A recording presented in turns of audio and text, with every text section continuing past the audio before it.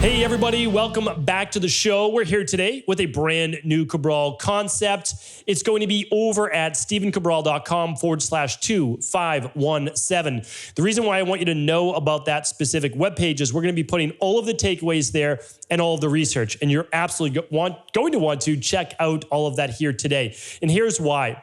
I've really done a lot of research over the past year to year and a half on hair loss. I never intended that. Sure, I've helped people with hair loss in my practice, but it's not the number one reason why people come to see us in our wellness-based practice. But what I realized was that over the past 2 years or so, about a year and a half, 2 years, that a lot more people were affected by hair loss.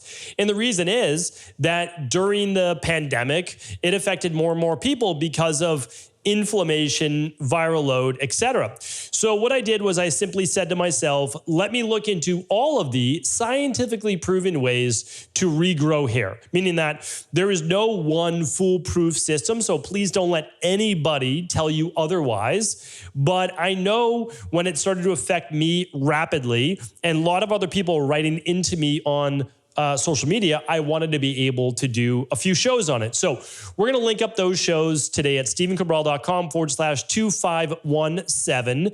And I go in depth. I go how COVID affected hair loss and all sorts of different details. So again, we'll link all those up here today. But what I wanted to do was one thing I haven't shared yet. And the only reason I haven't shared it is because before I share anything, I want to make sure that it is absolutely scientifically validated. I want to understand who it's going to help, and I want to be able to digest it myself and be able to explain it in the simplest terms possible so that you can take immediate action and get the results that you want. So I have to know it inside and out, really go through it, validate it, and so that you can count on me to give you unbiased, trusted, as a trusted source. So here's what I did. Over at stevencabral.com/hair-loss. stevencabral.com/hair-loss. That's all of my research on hair loss. There's a lot more, but that's what you need to know. Because the truth is there's a lot of things that may work for some people, but it's a very small amount. These are things that work for the majority of the people the majority of the time. But can we improve? Sure. And this is actually, I wouldn't say it's new because the studies really date back to 2013, 2015, but now they've become, well, I would say better warranted because we have now about 7 years, 9 years of data and follow-up data. So it's a process called microneedling. Now, dermatologists, estheticians have known this for quite some time with the skin on the face, and believe it or not, even for stretch marks and other areas of the body, sometimes blemishes, not in terms of acne, but maybe dark spots on the skin, etc. So that has always worked, but they said, can this be used in order to regrow hair? So they actually brought in the most difficult to treat group of people to regrow hair, and that is men suffering from androgenic alopecia. That means men who have gone bald or lost their hair due to the fact that testosterone, as men age, gets converted to a greater degree to dihydrotestosterone, which then is the main reason why men lose hair. However, I bring this up for both men and women. And the reason is that women are getting results from this as well. So that's, again, really interesting to me because the original research was done specifically for men that had lost a lot of their hair. And they basically said, what if we bring in men and we do two different parts of the study? One is using the traditional minoxidil. And again, I've read these studies inside and out, so I'm just paraphrasing all of this for you right now, but I'm going to link up the exact research. I have 2 of the main studies, and then I have another 3 additional kind of takes on those studies where other people are analyzing the studies, and I think those are worthwhile as well. So here's what they found, because this is really interesting. So out of the men who went through this particular study, 50% had not gotten results from using minoxidil. So minoxidil is like a Rogaine or something like to help regrow your hair. And that works for a lot of men and women. But again, you want to really speak with your doctor before using a minoxidil, for women. And so, and again, I'm obviously not giving you any medical advice, medical treatment plans, medical cures, or medical diagnosis here on the podcast. But what they did was they actually had men, they split them into two groups. One got the minoxidil, the other got the minoxidil plus the specific microneedling or derma roller. And I'm going to share with you what size derma roller they used, because that's important, and how often they used it, because I think things could go wrong if you use it incorrectly. So that's why I really wanted to understand the data and what's being done, this year too, 7, 8, however many years later. So they found that in the group that did the microneedling, that were typically unresponsive to minoxidil, a vast majority started to get improvement, which was phenomenal, right? So let me just share with you that here it is. So 25% saw improvement, and meaning drastic improvement. 85%, let me give you the exact stat, all right? So patient evaluation. Patient subjective evaluation of hair growth at week 12 was a primary efficacy variable. I'm direct quoting the study. In the microneedling group, 82% of patients versus only 4.5% in the minoxidil group reported more than 50% improvement.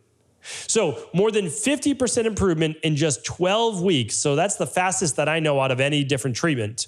That goes for PRP, that goes for red light therapy, that goes for everything. Like 12 weeks is the fastest that I've seen. 82% said they saw improvement. So I mean, that's pretty fantastic. And here's exactly what they did. So again, I'm going to keep this right to the point so that you know what to do. And again, I'm not telling you to do this. I'm just sharing with you the study. All right. So there are different type of derma rollers, and you need to know this because this was part of the study. It has not been replicated with smaller derma rollers, but there are different methodologies, and I'm going to explain them all. All right. So the derma rollers that you typically see are 0.25. All right. That's for typical micro needling of like the face, to 0.5. To then they start to get larger, 1 or 1.5, all the way up to 2.5, which are like fairly big needles, right? And again, if you don't know what if you don't know what a derma roller is, because I'm getting more into the skincare and rejuvenation. We'll be talking a lot more about that next year. And again, a lot of this is obviously not a lot of it. It's all science-based, but I'm not getting any younger, and somehow all of us seem to get older, each and every year. So I'm looking more and more into this, and I also think it's very fascinating as well. So let me just share with you this, because this is interesting. So 0.25 typically done for the face, maybe even 0.5, but that's starting to get up there, and you don't want to use it on a daily basis, so we'll get into how often you use it. But in this study, a 1.5 derma roller was used. And again, a derma roller is basically a single handle, and it has a little roller on the end. If you're watching this on video, you can see me fumble through, what it looks like. And I should actually grab one, because I just got one, and I'll share with my results as well. But it's a roller, and what it does is has little tiny needles, like little tiny, barely perceptible that you can feel it with your finger, but they're there, like small little needles. And when did I do this? I'll do a Friday review on it this week. So definitely stay tuned for my Friday review as well on this. Okay. So, and I'll show you it. I'll go through it and all those different statistics. All right. So in the group though, it was a 1.5, and they only did it once a week for 4 weeks. And then they went down to every other week for subsequent sessions. Now, let me give you all of the sessions that they did. And I believe it was 15, but I want to make sure that I get you exactly how many they did. And I, of course, will link that up. Yes, 15 sessions. All right. So they basically did 1 a week for 4 weeks. And then every other week, they would have 11 left, right? So that's 22 weeks then total, plus the initial month. So we're looking at what, about 5-6 months. Okay, so about a 6-month study on this. And that's what they did. So once a week for the first month, then every other week for the next 5 months. That's an easy way to look at it. And so if you wanted to replicate the study, that's what they did. Now, what I want to share with you is this, is that at 1.5 millimeters, because there's a lot of back and forth about what size derma roller you should use, and I actually spent a week just like kind of looking at this research before I brought it to you. That's how to replicate the study. Now, a lot of dermatologists and hair loss experts have said you don't need the 1.5, you really just need the 0.25, because that's what allows the minoxidil to get in deeper. And I would actually push back a little bit on that, because there's two schools of thought, and I would experiment with both. The first one at the 1.5 millimeters, they say you should not use minoxidil or any type of treatment a day or two after. And they didn't in this study. And the reason is it could get much deeper into the body instead of just on the hair follicles. And again, minoxidil is there to help you regrow hair. And a finasteride-based treatment would be to get into the hair follicles and block the testosterone from converting to dihydrotestosterone, which may then cause the hair to fall out in both men and women, but predominantly men. Okay, and again, I give you all the reasons why women lose their hair, because there's actually 6 reasons at stephencabral.com/hair-loss. There's no email opt-in. There's nothing. It's just I bring you the science of exactly what I've learned. Okay, so that's that. This is important because the 1.5 replicates the study. Don't put anything on your head because it's actually going to be pretty sensitive. You're going to create these little micro cuts from the micro needles going along the head. So that's important to look at that. And typically you're going over like 10 to 15 times. So it's, it's going to be potentially a little painful. And you may want to see a dermatologist for this, but of course that's your choice to do that. And again, in this study, they actually used a microscope. Like they took real photos. They did the study back and forth. I'm going to link it up. You can actually see the before and after photos. They're pretty convincing. I mean, it's a legitimate scientific study. All right. But then there's a different school of thought. And it's using a 0.25. So again, think of the length, 0.25 millimeters versus 1.5 millimeters, enormous difference. And the 0.25 could be used daily on the scalp. And then you would afterwards directly put on the minoxidil or finasteride or whatever you're using for the topical in order to help regrow the hair. And that would allow it to seep into the skin and absorb better into the hair follicles. So people are getting great results with that. So there's actually 2 different ways to do it. Now, I will tell you, I ordered the 0.25 derma roller, so the small one, in order to see how that felt on my head. I felt absolutely nothing. Now, I think that, I mean, I won't share with you all the details, but my skin and like my bone structure of my forehead is like pretty solid. My skin's pretty thick. I don't think it's always the same for each individual. Like if you have thin skin, if you get nice soft skin, which I don't, then I think you probably do the 0.25. I think for my skin, I probably need the 0.5. So I'm going to order a 0.5 derma roller for my scalp at least. If I start to do it on my face, of course, I'll start with the 0.25. Okay, so the 0.5 could be used, 0.25 to 0.5 could be used daily as long as there's no irritation. And that's just to be able to get in minoxidil or finasteride or whatever you're putting topically on your head. Okay, so that's one part. Now, that's one plan. If you are doing the 1.5, you will not do that daily. You'll only do it once a week.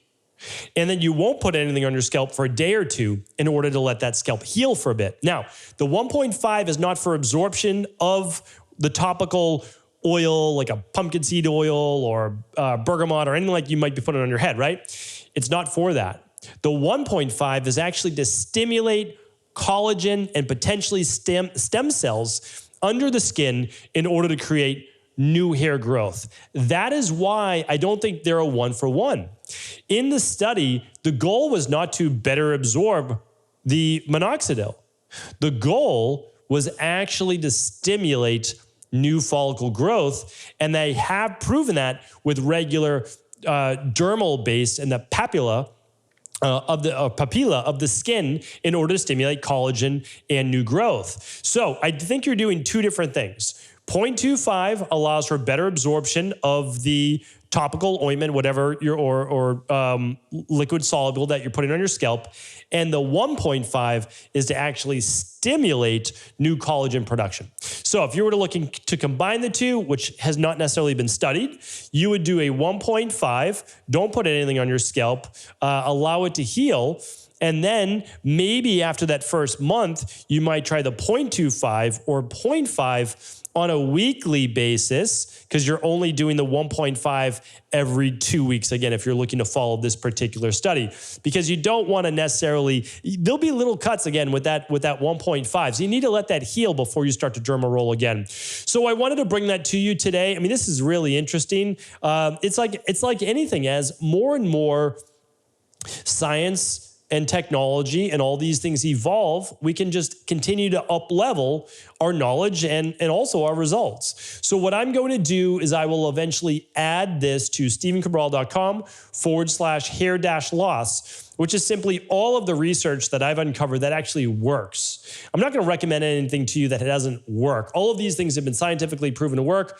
I will link up the studies today at stevencabral.com/2517. I'll also link up the derma rollers that I bought, and I will link up, of course, the patient-based studies from this.